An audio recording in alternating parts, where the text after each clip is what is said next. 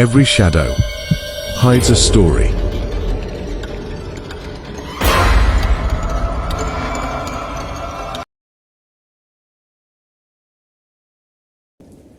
The rain had not stopped for 3 days when Daniel decided to leave the city.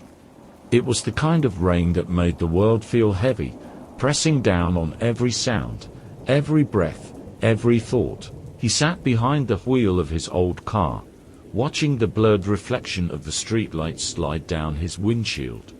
Somewhere deep inside, he knew he was driving towards something that didn't want to be found. For months, Daniel had been dreaming of the same place, a small village surrounded by forest, silent and grey, with crooked houses leaning against one another like tired bones. In his dreams, he always stood at the entrance, watching a figure disappear behind the mist. A woman, maybe, or something shaped like one. She would always turn her head slightly, as if waiting for him to follow. Then he would wake up, breathless, heart pounding, the echo of a whisper still floating in his ears. That morning, he finally found it. Or at least, something close, an old road not marked on any map, curving away from the main highway into the hills. He almost missed it, the faded sign half hidden by ivy, its letters eaten away by rust. He stopped the car and stepped out. The air smelled of wet leaves and cold earth. A single word could still be read on the sign. Veren. He didn't know why the name felt familiar, but it did. His fingers trembled slightly as he traced the letters. Veren. It was the same word that had whispered in his dreams. Daniel started the engine again and turned onto the narrow road. The tires crunched over gravel. The world around him grew quieter with each mile. No birds, no wind, no sound except the steady hum of the car. The forest closed in on both sides, thick and dark. After an hour, he realized he hadn't passed a single house, not even a mailbox.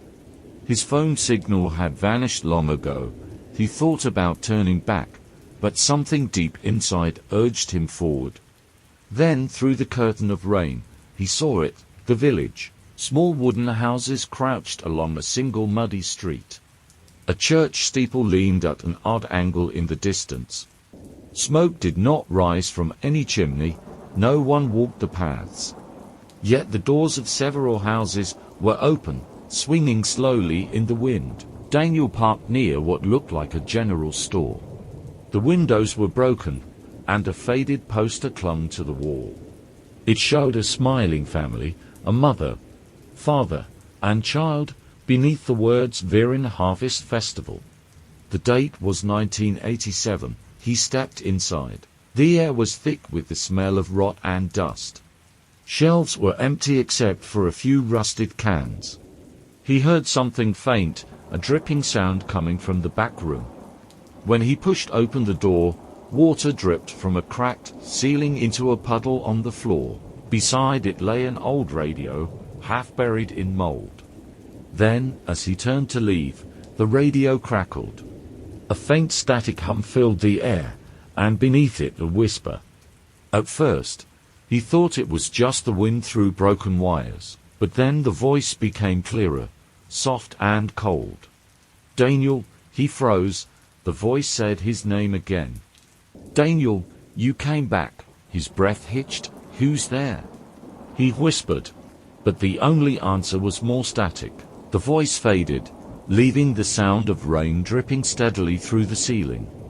Daniel backed away slowly, heart pounding. He turned and hurried outside. The air felt thicker now, heavier, as if the fog itself had been watching him. He walked down the main street, calling out, "Hello. Anyone here?" No answer, only the creak of an old sign swinging in the wind. Then, out of the corner of his eye, he saw movement.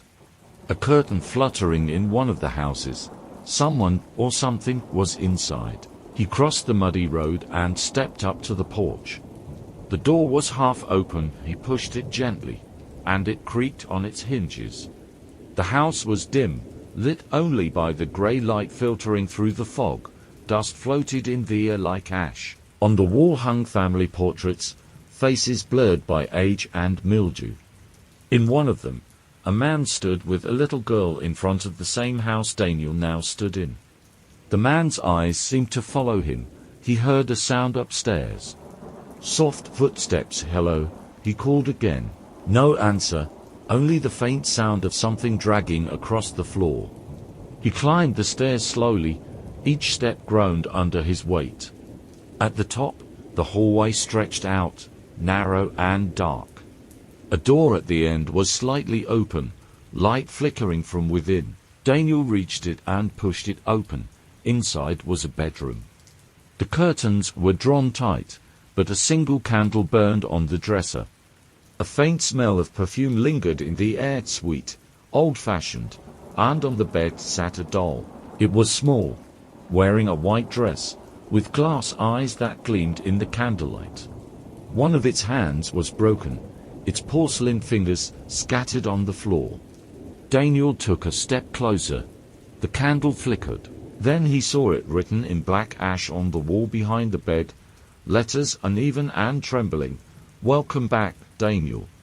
His heart slammed in his chest. He stumbled backward, his foot knocking over the candle.